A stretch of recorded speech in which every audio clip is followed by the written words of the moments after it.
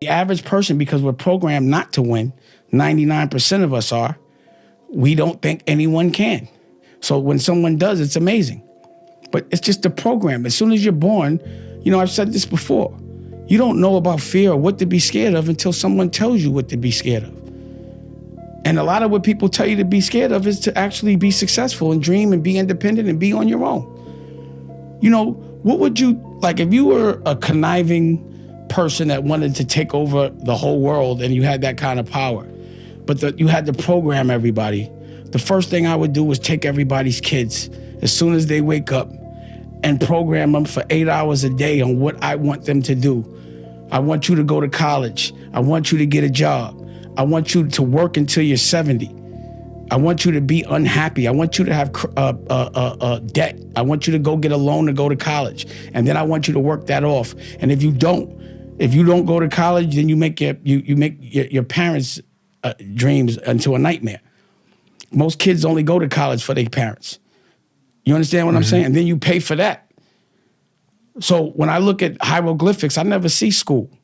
I think parents love their children the most. No one's going to love their kids more than the people that made them.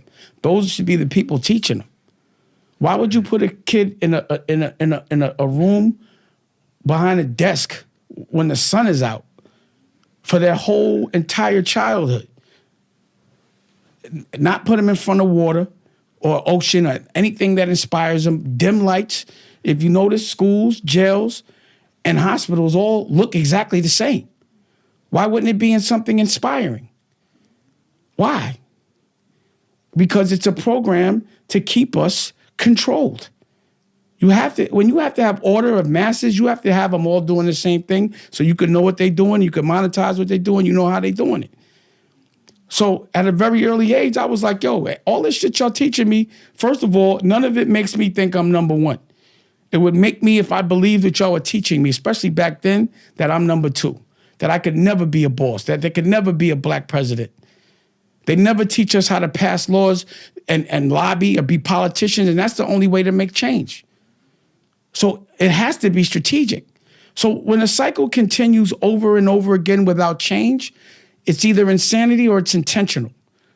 Somebody's losing, which is us, but somebody's winning, which is them. And they're controlling the game.